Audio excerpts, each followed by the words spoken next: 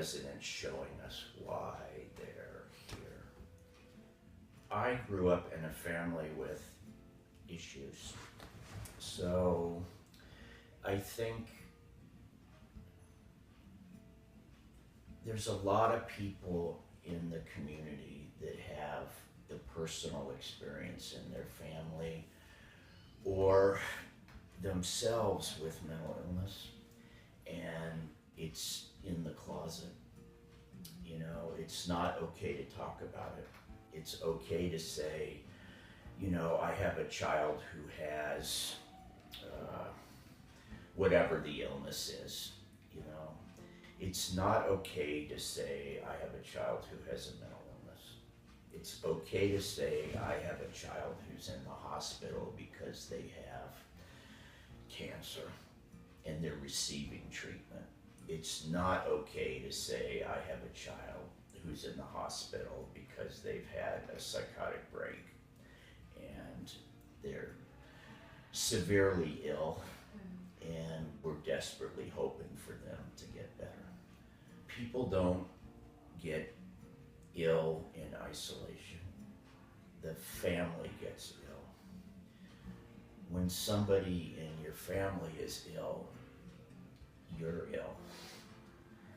And I think including the family as we can is not just good for the resident here, it's like a blessing to them.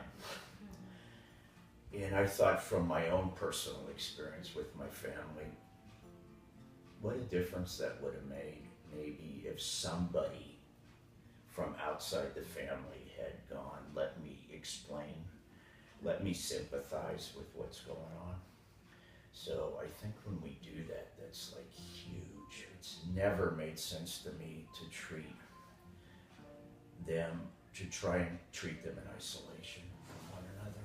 To speak with a mother who was very grateful for us to even give, she said, giving 15 minutes of your time to speak to me makes a difference, because I've never had the experience of talking to a mental health worker to help me figure out what's going on and what I can do, for my child. And another thing is that being able to work with our clients along with their family and the treatment shows that they have their prognosis is even better and that the treatment is more effective when they are a part of the treatment. Maybe just the most basic thing too, like we had a family session where they know nothing about the symptoms. They know nothing how to act, to react to it. And it was the first time they came in. The kids, the wife, were like, wow, they learned so much. Just knowing what the symptom is, how to deal with it, or what their father's going through. As basic as that. It all starts off with definitely developing that rapport with your client, because no one's going to want to stay in an environment, or work with people that they don't feel safe with.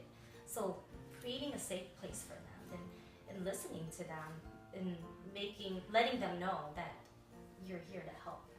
So as simple as acknowledging that they're there. Good morning, how are you today?